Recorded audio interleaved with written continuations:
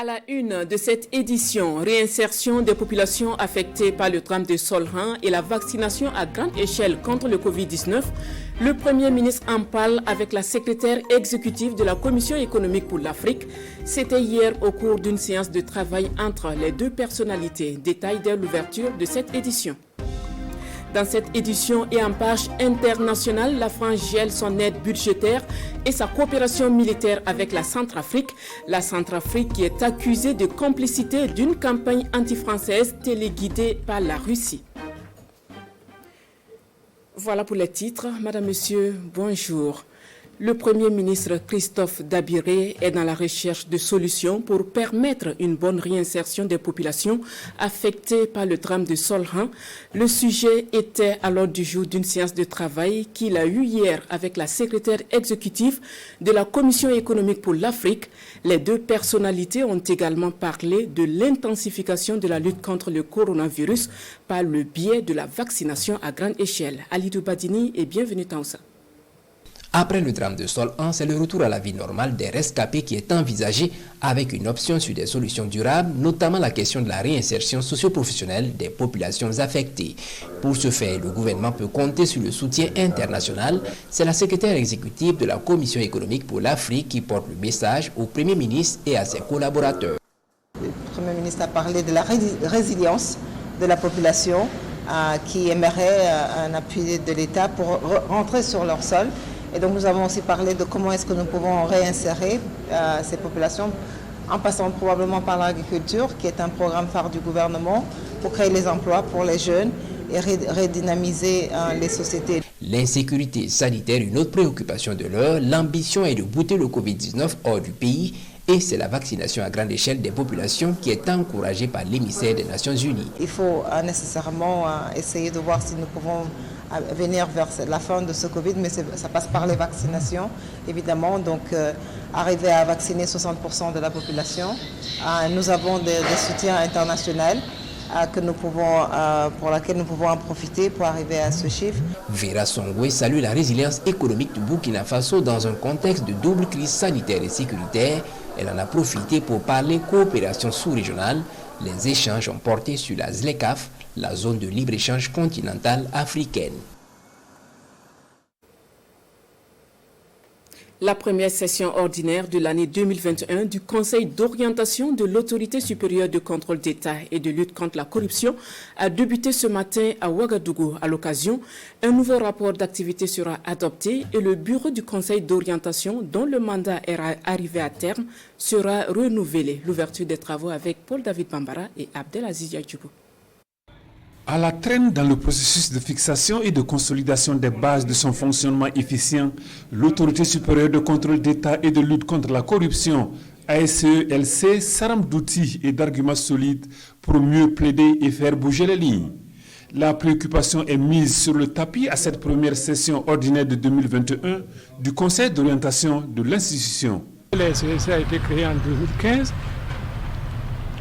Le texte de base avait prévu un certain nombre de textes qui devaient être pris pour permettre effectivement au fonctionnement d'être efficient.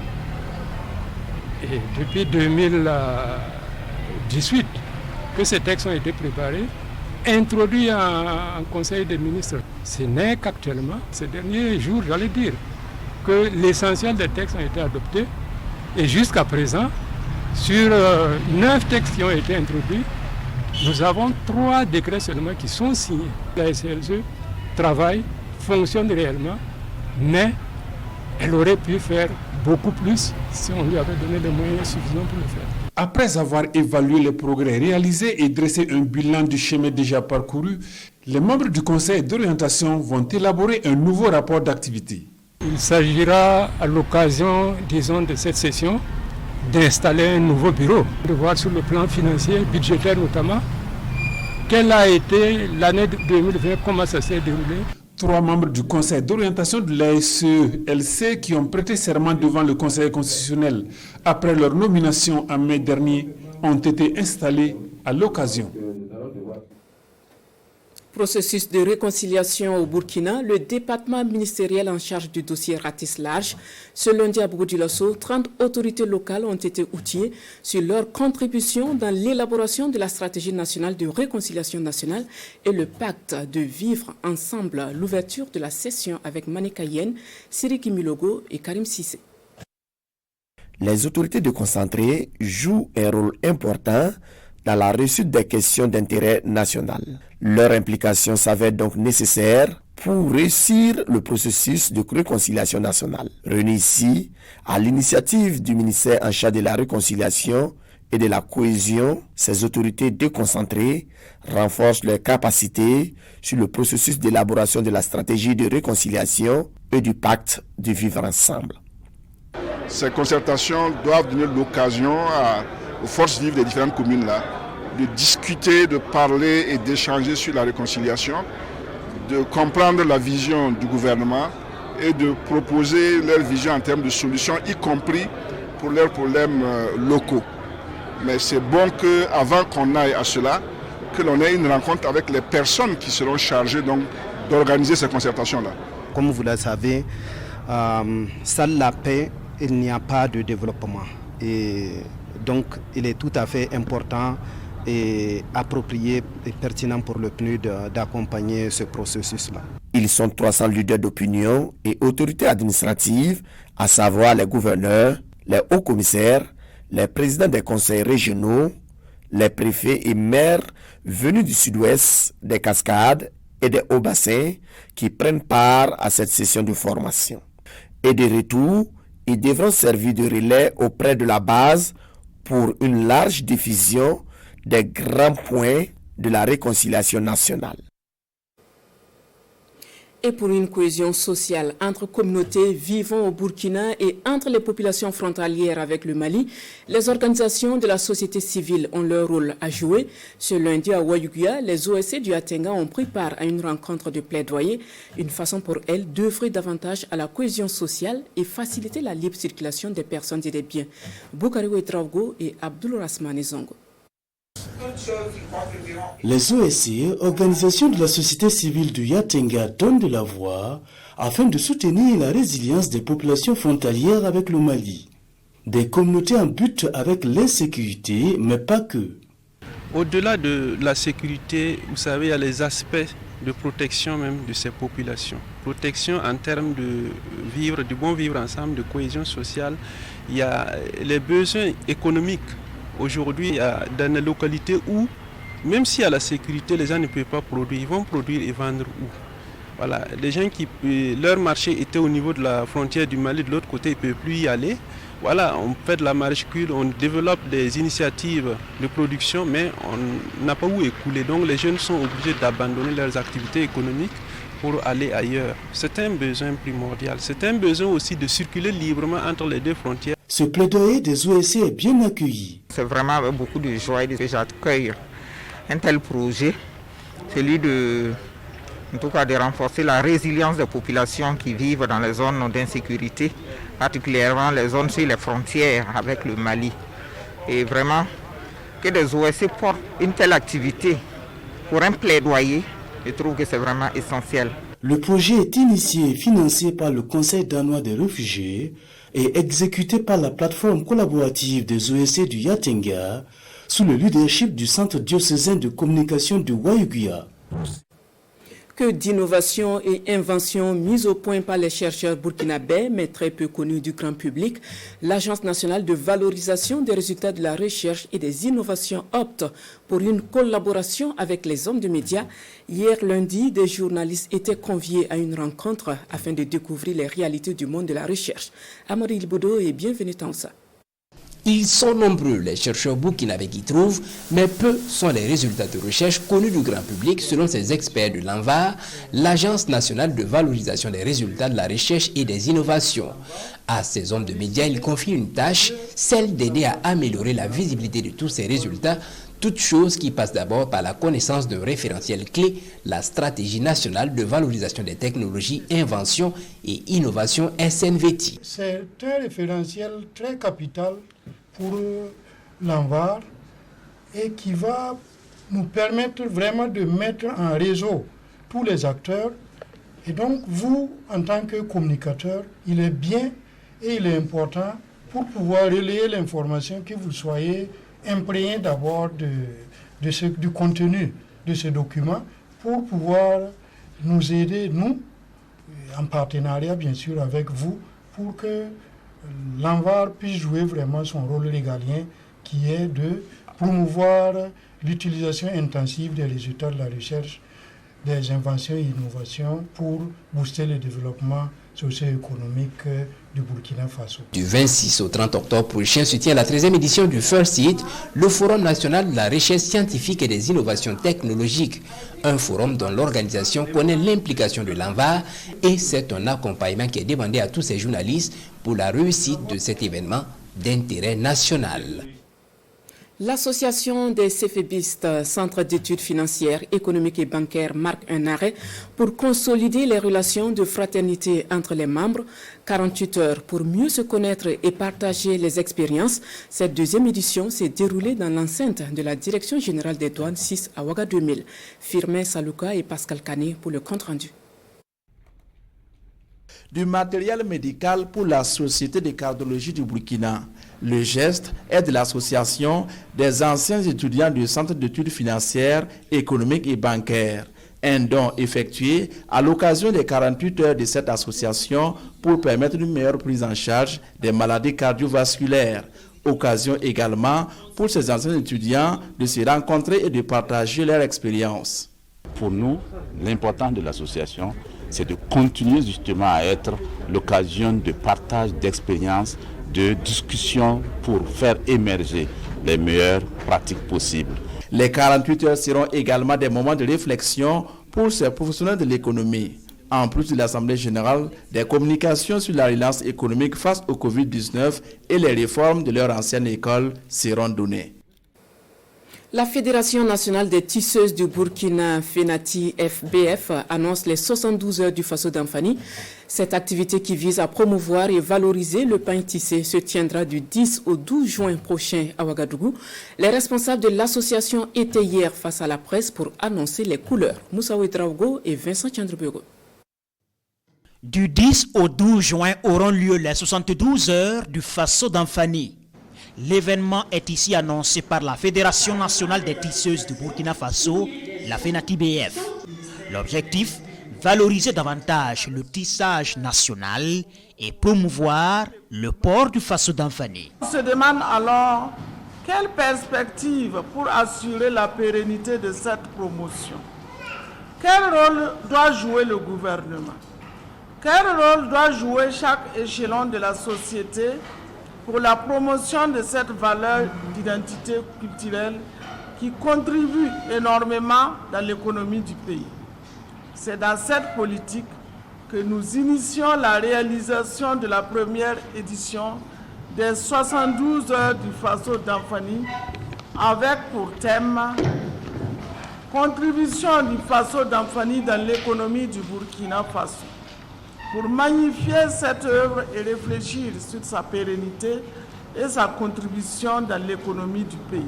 À ces 72 heures, le Faso d'Anfani sera dans tous ses états. Les tisseuses venant des 13 régions du pays seront présentes pour exposer leurs produits. Dîner gala, exposition vente du Faso d'Anfani à prix promotionnel sont entre autres activités prévues à cette première édition. Un nouveau album sur le marché discographique. Il est l'œuvre de l'artiste musicien burkinabé Kalam, intitulé Timbo en langue morée. L'album est composé de 9 titres, chantés en morée en djoula. Timbo est présenté ce 3 juin à la presse. Compte rendu de Firmin Saluka et Marguerite Douagno.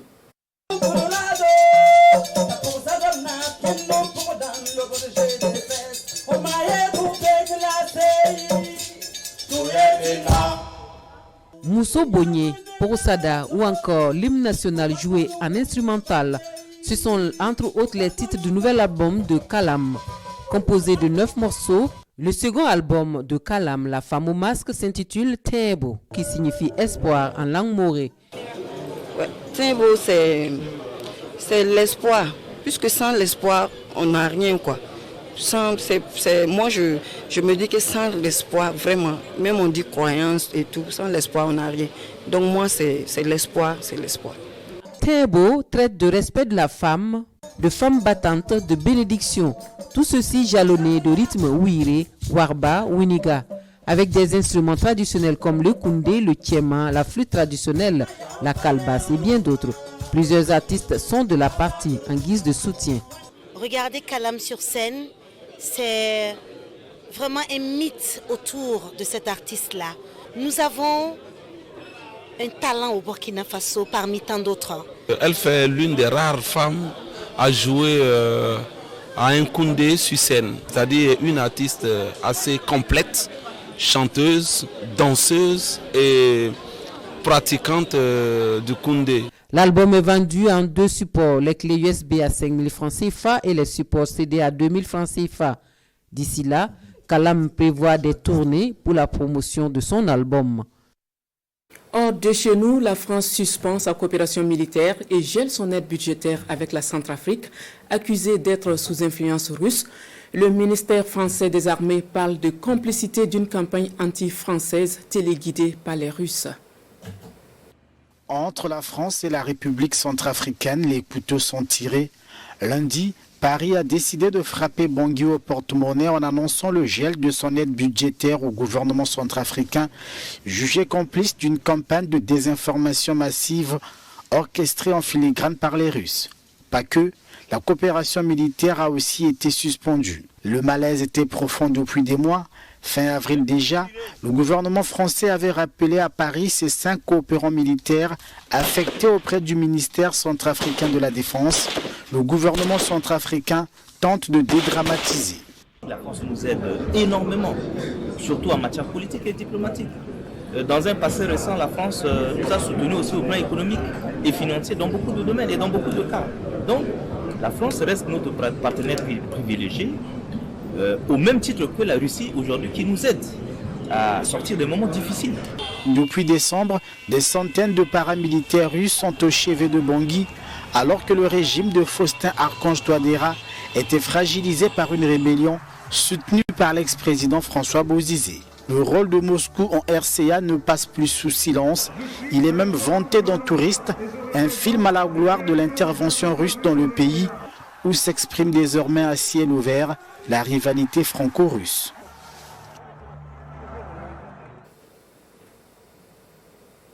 La prestation de serment de Goïta au Mali, le communiqué des 2 anciens chefs d'État burkinabés, Jean-Baptiste Ouedraogo et Michel Kafando, sur le drame de Solhan, ainsi que la visite gouvernementale sur les lieux du drame font les choux gras des parutions du jour. La revue de presse avec Ahadi Sandamba. Christophe Dabiré sur les lieux du crime, titre l'Observateur par sa une. Dans sa manchette, le journal relate que c'est un bataillon ministériel qui s'est rendu à Solhan 2 jours après le drame. Composé de la défense, de la sécurité, de la femme, de l'enseignement supérieur de la communication avec bien entendu à sa tête le Premier ministre, la délégation est allée traduire aux survivants la compassion de la nation. Au doyen des quotidiens de préciser que c'est le porte-parole du gouvernement qui faisait le traducteur français Fulfulde pour le PM et ceux qu'il est convenu d'appeler les rescapés de l'horreur. À l'occasion, le chef du gouvernement qui rassure que ce crime ne resterait pas impuni, une promesse du président du Faso. Il a également promis le retour de la quiétude dans le patelin ainsi que la punition des auteurs de ces crimes de masse. Une délégation qui a également été aux côtés des blessés de Solhan. À propos, Sidoya rapporte qu'après Solhan, le cap a été mis sur Seba et Dori pour apporter aux blessés, au corps médical et aux familles, la compassion du chef de l'État et la solidarité du peuple burkinabé. Et les personnes déplacées internes de Seba n'ont pas été en marge de la visite. La délégation a apporté le soutien et le réconfort aux 7000 familles déplacées internes, précise le journal de tous les Burkinabés. Une situation qui ne laisse personne indifférente, notamment les anciens présidents Jean-Baptiste Ouedraogo et Michel Kafando, qui dans un communiqué conjoint ne cachent pas leur consternation. Dans les colonnes du journal Le Pays, les 2 anciens chefs d'État expriment leur compassion aux familles affligées, encouragent les FDS à relever les défis que nous impose le terrorisme et appellent les Burkinabés à plus de concorde et d'unité. Autre titre des parutions du jour, la prestation de serment de Goïta au Mali. À droite dans ses bottes, mais attention, s'exclame aujourd'hui au Faso. Dans ses colonnes, le journal rapporte que Goïta a finalement empoigné sa chose, le pouvoir pour lequel lui et ses frères d'armes sont descendus des hauteurs de Kati pour le prendre par 2 fois. Cependant, il doit respecter les engagements pris et surtout ne pas vouloir endosser le boubou d'ATT, car pour l'éditorialiste, c'est jouer avec le feu dans un contexte de connexion avec le M5 RFP. Et c'est ce qui referme cette édition de la mi-journée. Merci de l'avoir suivi. Nos confrères des langues nationales vous retrouvent à partir de 14h. Bon après-midi à tous.